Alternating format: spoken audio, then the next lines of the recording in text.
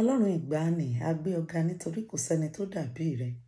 Ọ̀rọ̀ gọjígọ̀ ilé tí ó fẹ́ yá gbóyà jọ ọkùnrin ogun adúpẹ́ lọ́wọ́ rẹ aparú búrúbú lábẹ́ ìtìsẹ̀. A yìn ọ́ nítorí àánú rẹ pọ̀ sí wa. A dúpẹ́ fún ìjì àlàáfíà àti òdodo tó jí wa sí. A dúpẹ́ ò jẹ́ kó rí wọ́n gbàbọ̀dé lọ́gànjọ́ òru, ò jẹ́ kí Sátánì ó jẹ wá níyà. A dúpẹ́ nítorí pé ò jẹ́ kí búburú ṣubú lù wá bẹ́ẹ̀ làrùn karùn ò súnmọ́ ilé wa. A dúpẹ́ àtójú oorun dójú ikú bẹ́ẹ̀ la ò ti pọ̀ ládé ipò àìsàn.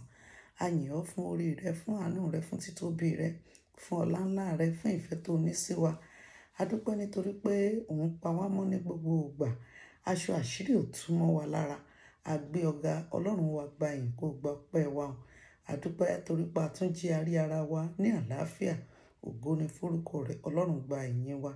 Ọba májẹ̀mú àtọrọ fún ìdáríjì ẹ̀ṣẹ̀ lónìí, Ọlọ́run dáríjì. Orúkọ Jésù gbòǹgbò ẹ̀ṣẹ̀ láyé wa, Ọlọ́run fàátù.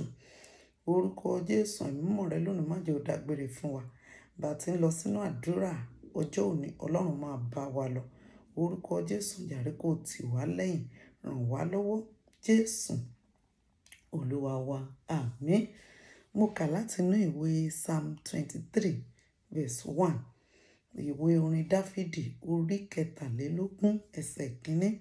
Ó sọ wípé Olúwa ni olùṣọ́ àgùntàn mi, èmi kì yóò ṣe aláìní.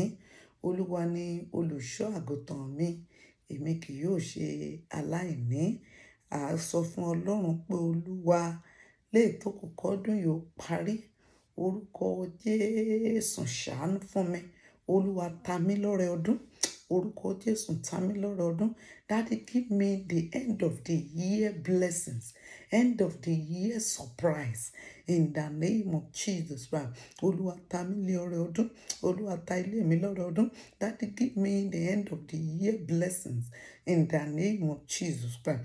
Olúwa ta mí lọ́rẹ ọdún. Olúwa ta mí lọ́rẹ ọdún. Olúwa ta mí lọ́rẹ ọdún. Àti ilé mi, àtọmọ, àtọkọ, àti ìyá, àtẹ̀gbọ́n, àtẹbí. Olúwa ta wá lọ́rẹ ọdún. Jésù Olúwa wa.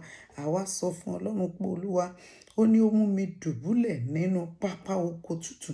Wà á sọ fún Ọlọ́run pé Olúwa fún ọkàn mi ní ìsinmi. Léè tó kù kọ́dún yóò parí. Olúwa fún ọkàn mi ní ìsinmi. Daddy, give me a rest of mind. Lórúkọ Jésù, ìnira má jẹ́ ó jẹ́ tèmi.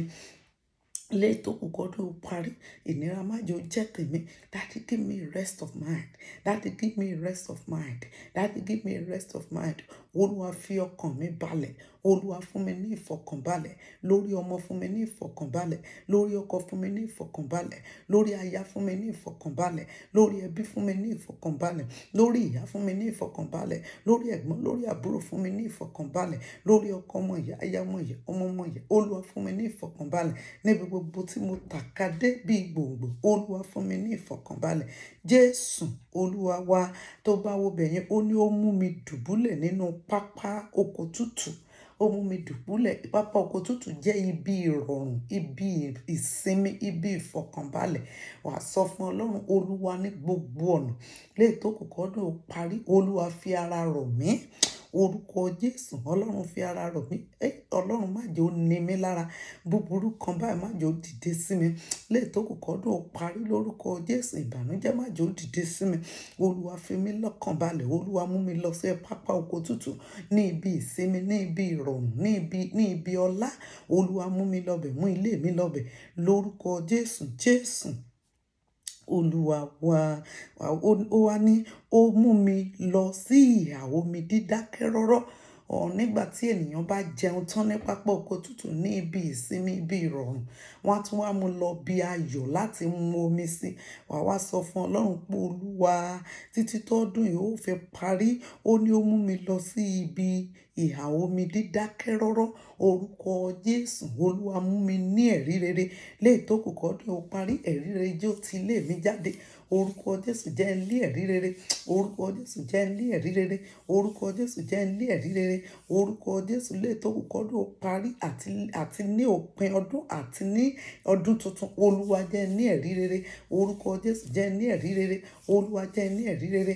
lórúkọ Jésù jẹ́ ní ẹ̀rí rere, orúkọ Jésù Olúwa mú mi lọ sí ìhà omi dídákẹ́ rọ́rọ́, lórúkọ Jésù Olúwa mú mi lọ sí ibi ìsinmi, ibi ìfọ̀kànbalẹ̀, orúkọ Jésù Olúwa mú mi lọ síbẹ̀, Olúwa fi àyè ńlá gbà mí ní ibi ńlá, ní ibi òkè, lórúkọ Jésù àtèmi àti ilé mi fi àyè ńlá gbà wá, fi àyè ògo gbà wá, fi àyè ọlá gbà wá, fi àyè ọrọ̀ gbà wá, fi àyè ìgbéga gbà wá, Jésù Olúwa wa. Wà wá sọ fún Ọlọ́run Olúwa lè tó kù kọ́dún ó parí, jẹ́ káyé ó bá mi dúpẹ́, jẹ́ kí gbogbo ènìyàn ó bá mi yọ̀ lórúkọ Jésù, jẹ́ kí gbogbo ayé bá mi dúpẹ́, jẹ́ kí gbogbo ènìyàn bá ilé mi yọ̀. Daddy, let the whole world celebrate me in the name of Jesus. Let them celebrate God's goodness in my life and before this year runs out in the name of Jesus Christ. Olúwa kọ́dún yóò tó parí, jẹ́ kí gbogbo ènìyàn ó bá mi yọ̀. Jésù Olúwa wa. Bẹ́ẹ̀ ni yóò rí. Ọlọ́run májẹ̀mú agbé ọ̀gá. A ti gbàdúrà sí Ọlọ́run orúkọ Jésù. Àdúrà májẹ̀ ó ṣe tiwa tì. Bá a ti ń tẹ̀síwájú nínú àdúrà, Ọlọ́run máa bá wa lọ.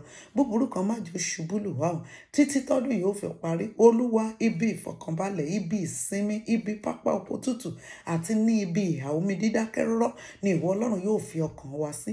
Bẹ́ẹ̀ ni yóò rí. Jésù Olúwa wa. Àmín. Yóò dára fún wa o. Ẹ jẹ́ ká gbàdúrà yìí ká fi ránṣẹ́ sáwọn ẹlòmíràn. Àdúrà ò ní ṣí tiwa tì. Ọkàn wa yóò balẹ̀. I'm still your Lady Evangelist Bolanle Olatobi Olofinloye. God bless you. Amen.